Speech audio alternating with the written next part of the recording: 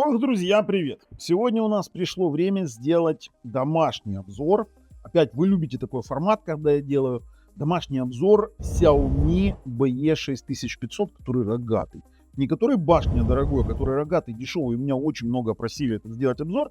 И делаю его на базе, именно обзор покрытия, делаю на базе своей трехкомнатной квартиры. Стандартная трешка, чешский вариант, там сколько там, 72, по-моему, квадратных метра. То суть-то дела.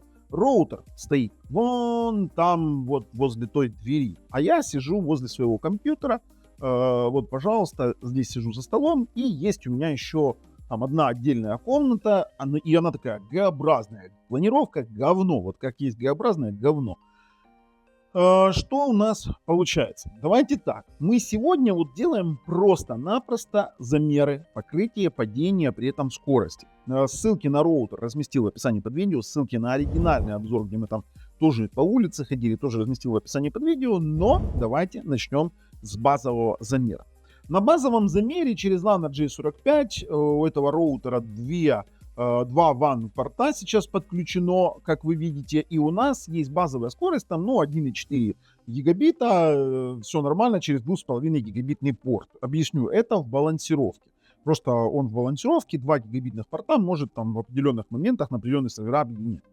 Теперь у нас есть замер скорости возле самого роутера. Возле самого роутера мы размещаем наш смартфон, это OnePlus 12. Пожалуйста, перед тем, как мы делаем тест, пожалуйста, подпишитесь, нажмите колокольчик. Мы делаем замер, и в пиковом значении мы получаем 2,1 гигабита прямо возле роутера на наш сервер. 2,1 гигабита на загрузку, на выгрузку вы видите все результаты сами, и после этого мы делаем тест прямо вот здесь вот у меня на столе.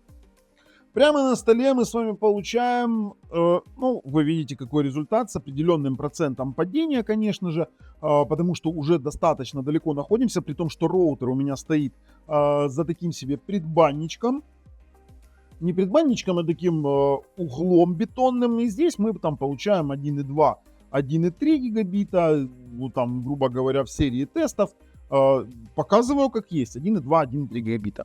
Но я могу пойти еще в дальнюю комнату, и мне меш не нужен при этом. Я иду в дальнюю комнату и получаю там реального замера 800 фактически, 800 мегабит реального замера от своего роутера. Роутер действительно покрывает отлично, покрывает на уровне, допустим, того же самого там BE7000, немножко лучше, чем BE3600, именно на своей дальней угловой комнате. Он у меня затягивал там BE3600, сколько там, до 500 мегабит, не помню уже. Честно говоря, давно было, но тоже делал обзоры, поищите у меня на канале. В общем-то, неплохой роутер, 780 на 437 в самой дальней комнате, при условии того, что он стоит хрен знает где. Но, еще раз говорю, вы должны понимать, что скорость в сеть, она зависит конкретно от вашего провайдера, от ваших трасс, куда вы тестируете. Поэтому у меня идеальные варианты тестирования. У меня заведено 2 гигабитных линии, которые он, грубо говоря, в балансировке как-то там агрегирует. Ну а мы, конечно же, его рекомендуем. Подписываемся, нажимайте колокольчик, ссылки в описании под видео. И результаты тестов вы видели. Вот такое вот короткое домашнее видео.